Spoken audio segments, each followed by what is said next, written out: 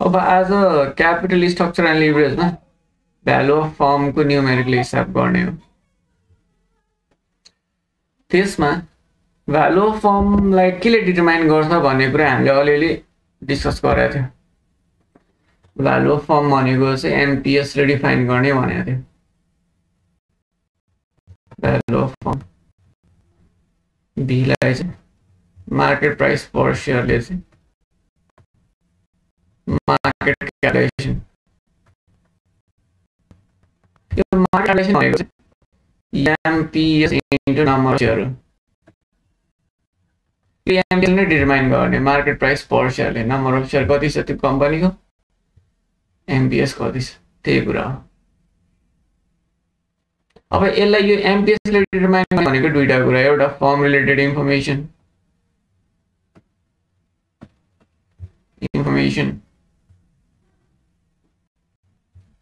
अर्को भनेको market opportunity.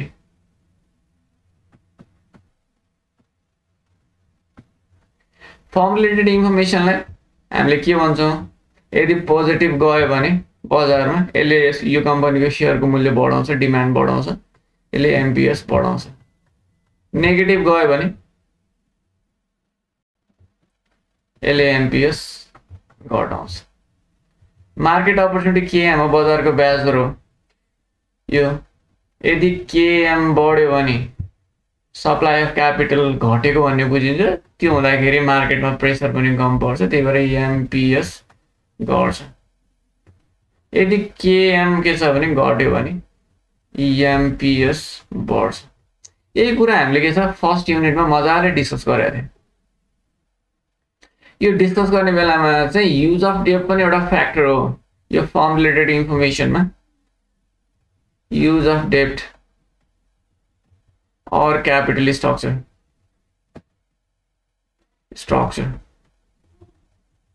एउटा फ्याक्टर हो भनेर हामीले पढाएको थियौँ। पाँचवटा फ्याक्टर मैले आइडेन्टिफाई गर्दै थिएँ। फर्स्ट फ्याक्टर भनेको एमपिएस हो, सरी इपिएस हो, अर्निङ प्रोजेक्टेड इपिएस। अर्को युज अफ डेप्ट, अर्को रिस्किनेस अफ अर्निङ, और consistency of earning, consistency of earning, अर्को टाइम भ्यालु अफ मनी।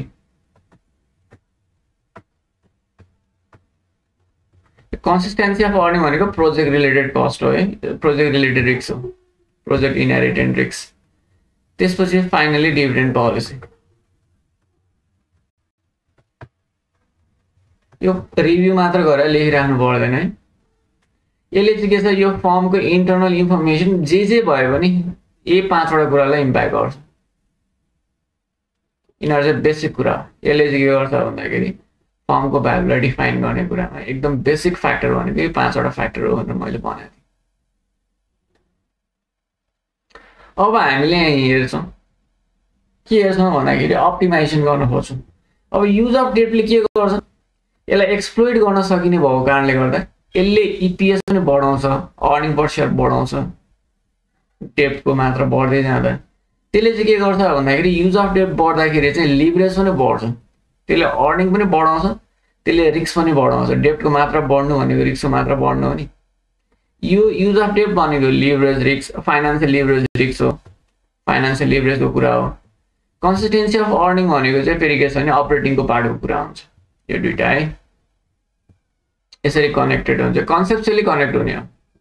अलिअलि यहाँ हिसाब पनि गर्न खोज्छौँ हामी, यो कुरा हो। अब यसलाई मैले एकचोटि सबै मेटेँ, फेरि एकचोटि हेरौँ। यो के छ भन्दाखेरि एमपिएस हाम्रो कहाँ के हो भने म्याक्सिमाइज गर्ने, म्याक्सिमाइज गर्ने।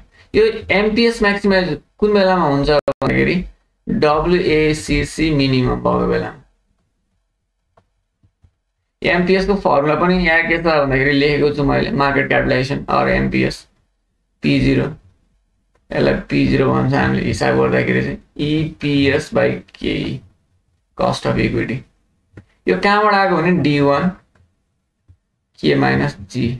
यदि इपिएस अर्निङ पर सेयर सबै डिभिडेन्डको रूपमा बाँड्यो भने D1 को ठाउँमा इपिएस आउने हो। र ग्रोथ पनि हुँदैन रिइन्भेस्टमेन्ट गर्दाखेरि। त्यही भएर यो फर्मुला आएको। फर्मुला चाहिँ यही नै स्टक भ्यालुएसनको फर्मुला हो। यो केईले के छ भने रिस्कको लेभल मेजर गर्छ, इपिएसले अर्निङको मेजर गर्छ। यदि डेप्ट रेसियो डेप्टको मात्रा बढायो हामीले पहिला 0% 100% इक्विटी, यसरी हामीले डेप्ट इक्विटी हिसाब हामीले चाहिँ के छ हेर्दाखेरि कन्सेप्चुअली हेर्दा यो 20% बढायो, यो 80% हुन्छ प्रोजेक्टमा लगानी गर्ने बेलामा, यो के छ 50% बनायो, यो 50% हुन्छ। डेप्टको मात्रा बढाउँदै जाने हो नि, हिसाब गर्ने हो भने इपिएसको मात्रा बढ्छ। हामीले हेर्छौँ पनि यहाँ अर्निङ पर सेयरको मात्रा बढ्छ, किनकि हाम्रो एजम्सन के हुन्छ भन्दाखेरि चाहिँ डेप्ट लिएर आएर लगानी गर्दा डेप्टको रेट के छ भने इन्ट्रेस्ट रेट 10% छ भने हामीले 15% मा लगानी गर्छ, 5% फाइदै हुन्छ कि। जति धेरै यो बढ्दै जान्छ त्यति धेरै इक्विटी होल्डरले एक्सप्लोइट गर्दै जान्छ, त्यही भएर अर्निङ पर सेयर बढ्छ। किन यहाँ नम्बर अफ सेयर पनि घटेको हुन्छ। यो धेरै कुरा मैले यहाँ गरिरहेको छु। हामीले यसलाई समराइज गर्दाखेरि के छ भन्दाखेरि यदि डेप्ट रेसियो बढ्यो भने यसले इपिएस बढाउँछ, त्यस्तै केही भनेको चाहिँ यसले रिस्क मेजर गर्छ, केही पनि बढ्छ, दुईटै बढ्छ। जुन पोइन्टमा एमपिएस म्याक्सिमाइज हुन्छ त्यो बेलामा डब्ल्युएससी मिनिमम हुन्छ र त्यो पोइन्टमा हामीले चाहिँ के गर्छौँ भन्दाखेरि चाहिँ के गर्छौँ डेप्ट रेसियोलाई राख्न खोज्छौँ भनेर हेर्छौँ क्या हामीले। यहाँ त्यही कुरा यहाँ है एमपिएस म्याक्सिमम पोइन्ट खोज्छौँ डिसिसन लिँदाखेरि एउटा। अर्को यो एमपिएस छैन भने हामीले इपिएस म्याक्सिमाइज गर्न खोज्छौँ डिसिसन लिँदाखेरि। इपिएस पनि छैन भने आरओई छ भने आरओई म्याक्सिमाइज गर्न खोज्छौँ। र अनि त्यसपछि के छ भन्दाखेरि यदि डब्ल्युएसिसी दिएको छ भने यसलाई मिनिमाइज गर्न खोज्छौँ। हामीले यही डिसिसनहरू हेर्छौँ है। यदि हामीसँग एमपिएस निकाल्नु पर्नेछ भने एमपिएस निकाल्छौँ र जुन चाहिँ एमपिएस म्याक्सिमम छ त्यसलाई सेलेक्ट गर्छौँ। छैन भने इपिएस हेर्छौँ, जुन चाहिँ इपिएस बढी छ त्यसलाई सेलेक्ट गर्छौँ, जुन चाहिँ आरओई बढी छ त्यसलाई के छ रिटर्न अन इक्विटी बढी छ त्यसलाई सेलेक्ट गर्छौँ। यो इपिएस र आरओईले एउटै लाइनमा डिसिसन दिन्छ है। कहिलेकाहीँ इपिएस बढ्दा पनि डब्ल्युसिसी बढेको कारणले गर्दा एमपिएस घटेको हुनसक्छ। फर्स्ट भनेको मार्केट प्राइस पर सेयर हेर्ने हो, जुन चाहिँले म्याक्सिमम दिन्छ त्यो लेभलको डेप्ट रेसियो बनाउने हो, अर क्यापिटल स्ट्रक्चर राख्ने हो। त्यो छैन भने हामीले इपिएस आरओई डब्ल्युसिसी के छ हामीसँग त्यसलाई हेरेर हामीले के गर्छौँ भने डिसिसन लिन खोज्छौँ। यही कुरा तलपट्टि हिसाब छ, यो सिम्पल हिसाब हो हेर्ने। अनि त्यसपछि के छ भन्दाखेरि डिसिसन दिने, अरू केही छैन है। क्वेसन नम्बर 1 हो तिमीहरूको बुकको, अप्टिमम क्यापिटल स्ट्रक्चर कुन हुन्छ त भन्ने हो। अप्टिमाइज गर्नुपर्ने कारण के हो त, यदि डेप्ट रेसियो बढ्दै गयो भने यहाँ बढ्दै गएको छ है, बढ्दै गयो भने यसले अर्निङ पर सेयर इपिएस पनि बढाउँदै लान्छ। यहाँ अलिकति पुगेपछि घट्या पनि रहेछ, इपिएस पनि बढाउँछ, रिस्क पनि बढाउँछ। त्यो भएको कारणले गर्दाखेरि सुरुमा चाहिँ स्टकको प्राइस बढेको हुन्छ, पछि घट्छ कि त्यो रिस्क बढ्ने कारणले गर्दा। जुन पोइन्टमा चाहिँ के छ स्टकको प्राइस म्याक्सिमम हुन्छ त्यही पोइन्टको डेप्ट रेसियो चाहिँ अप्टिमम हुन्छ भनेर हामीले भन्छौँ कि। त्यही कुरा हामीले लेख्ने हो है। Something company is in the process of setting it's target capital structure. कति बनाउने त, ऋण कति पर्सेन्ट लिएर आउने, इक्विटी होल्डरले कति हाल्ने भनेर चाहिँ डिसिसन लिन खोजिरहेको छ। The chief financial officer believe that the optimum debt ratio is somewhere between 20% and 50%. 20% देखि 50% सम्म पर्छ। And our staff has compiled the following projection for EPS stock price for the various debt level. EPS यति होला र stock price यति होला भनेर चाहिँ प्रोजेक्सन गरेको छ। यो अझै डिपमा जान्छ तलपट्टि गएपछि है। यो हामीले प्रोजेक्टेड EPS पनि निकाल्न खोज्छौँ, यो पनि निकाल्न खोज्छौँ र प्रोजेक्टेड स्टक प्राइस निकाल्न खोज्छौँ। अहिले यति नै निकालेर दिएकै छ। Assume that the form use only डेब्ट एन्ड कमन इक्विटी। त्यो दुईटालाई हामी एनालाइसिस गर्छौँ। अब के छ भने ज्याक्सन कम्पनीको चाहिँ अप्टिमम क्यापिटल स्ट्रक्चर कति होला, what is the optimum capital structure at what डेब्ट रेसियो कम्पनीज डब्ल्युसिसी मिनिमाइज भनेर भनेको छ। यसलाई ल्याङ्ग्वेजमा दिने हो। यहाँ सबैभन्दा म्याक्सिमम के छ भन्दाखेरि चाहिँ इपिएस यो पोइन्टमा छ 40% डेट रेसियो हुँदाखेरि अर्निङ पर सेयर चाहिँ सबैभन्दा म्याक्सिमम छ तर पनि के छ भने 30% डेट रेसियोमा चाहिँ इपिएस म्याक्सिमम सरी एमपिएस तर प्रोजेक्टेड स्टक प्राइस म्याक्सिमम छ त्यो भएको कारणले गर्दाखेरि अप्टिमम के छ भन्दाखेरि चाहिँ हाम्रो डेट रेसियो 30% हो भनेर लेख्नुपर्छ यो भने है हियर लेखौँ here maximum or projected EPS is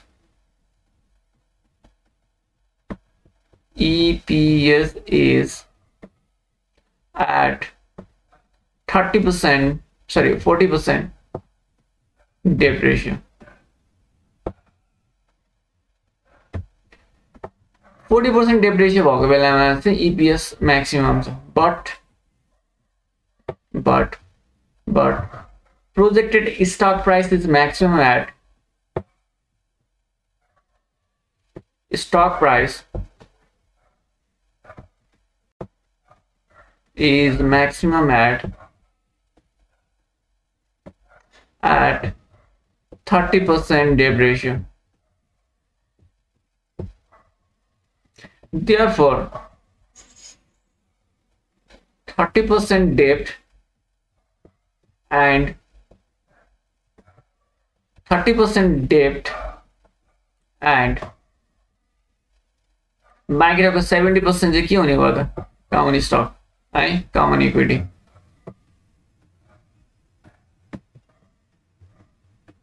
equity capital structure is optimum for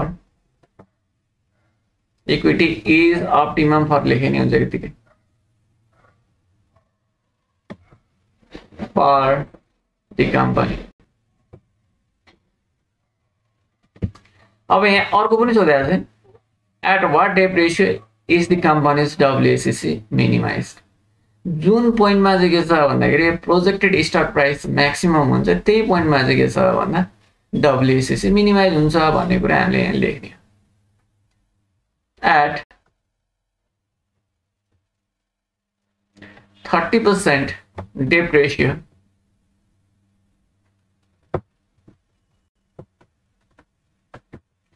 WACC weighted average cost of capital is minimized for the firm.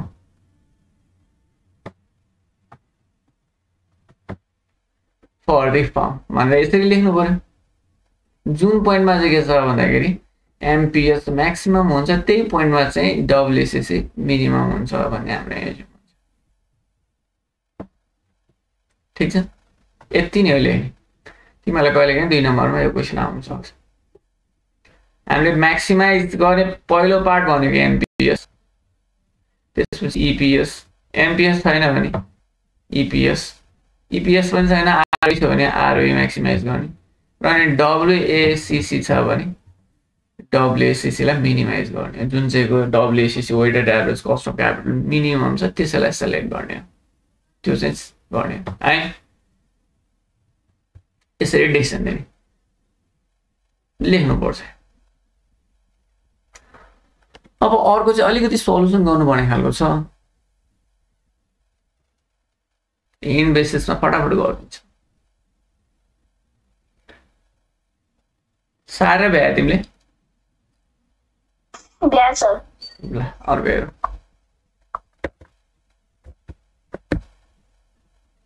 टुमा question number 2 यो क्वेसन नम्बर 2 एक्जाममा आइहाल्ने खालको क्वेसन हो कि होइन अहिलेसम्म आएन यस्तो खालको क्वेसन है तर सरले राख्नु भएको छ यो च्याप्टरमा यस्तो क्वेसन थुप्रै छ कि बेसिक बुकमा किन एकदम हार्ड च्याप्टर हो बेसिक बुकमा एकदमै हार्ड क्वेसनहरू छ त्यही पनि हामीलाई त्यहाँ मात्रै सजिलो लिएर आइरहेको छ र पहिला त हाम्रो पालामा निकै हार्ड आउँथ्यो यो च्याप्टरबाट एन्सर के अरे क्वेसन मिलाउनलाई एन्सर निकाल्नलाई सल्युसन गर्न गाह्रो हुन्थ्यो अहिले चाहिँ रिलेटिभली इजी क्वेसनहरू आउँछ र अनि यो लिभरेजको पार्टहरू हटाएर क्यापिटल स्ट्रक्चर पार्ट मात्रै राखेको छ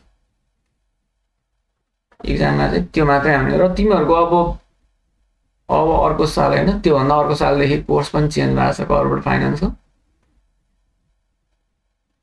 त्यसपालि सेकेन्ड इयर पढिरहेकाहरूलाई कोर्स चेन्ज भएको छ। त्यसमा चाहिँ फेरि क्यापिटल स्ट्रक्चर र लिभरेजमा क्यापिटल स्ट्रक्चर मात्र आएको छ, लिभरेजको पार्ट सबै हटाएको छ।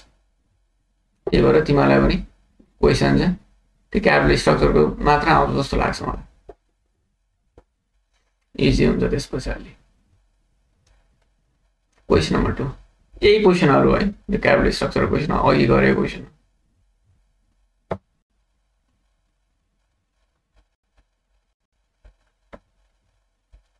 एमा अब सबै कुराहरू दिएको छ र सिबी निकाल्न सोधेको छ।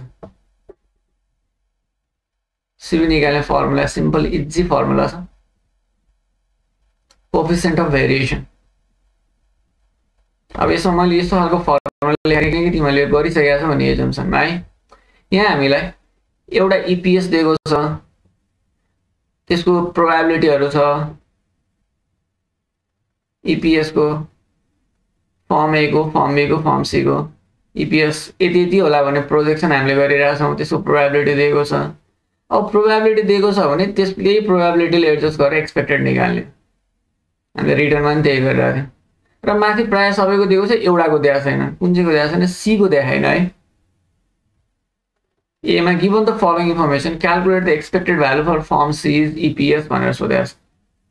एमा expected EPS for firm C यो सोधेको छ।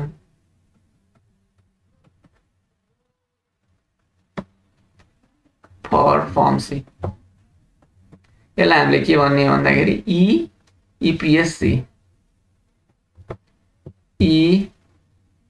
EPS C is equal to what?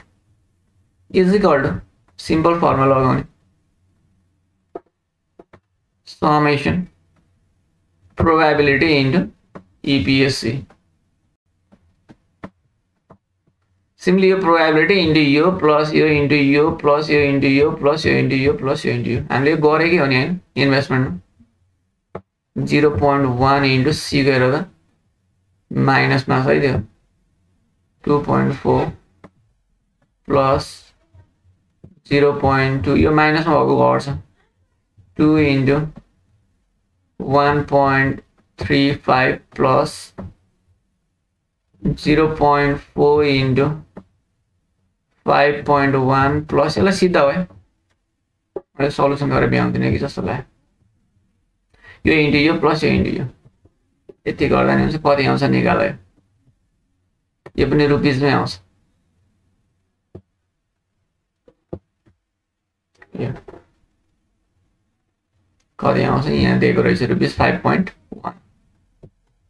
मैले राख्दिएँ है। यो प्रोबेबिलिटी हो, यो मल्टिप्लाई यो सी को यो है र जोडे हो। यति गरेपछि हुन्छ। ए को लागि त्यो सोधेको छ, therefore expected value of firm C's EPS is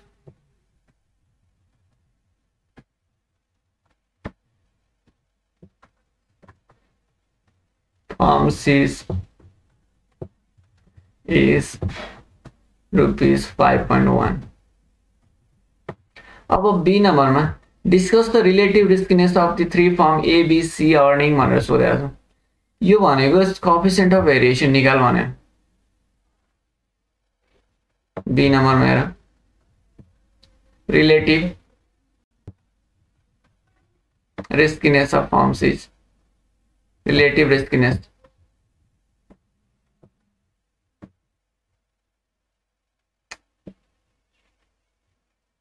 यो भनेको कोएफिसिएन्ट अफ भेरिएसन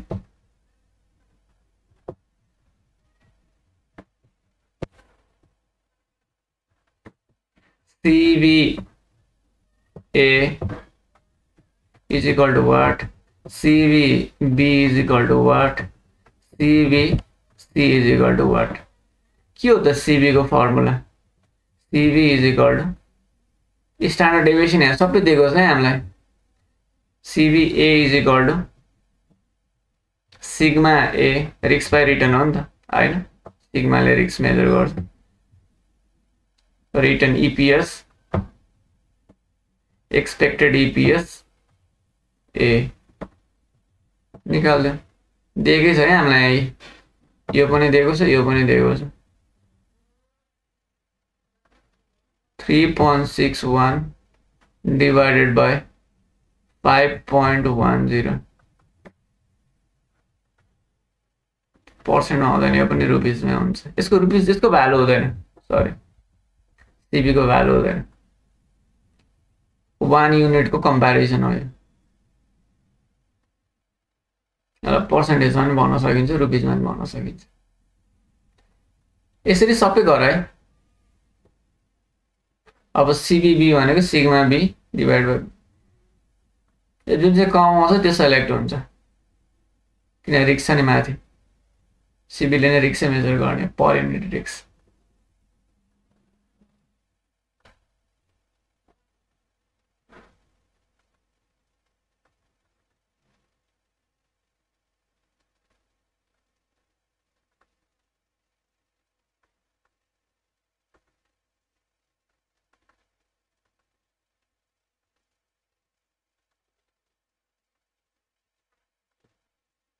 अब बी को लागि यो र यो डिभाइड बाइ यो, सी को लागि सिग्मा दिएको छ, हामीले यो निकालेका छौँ है।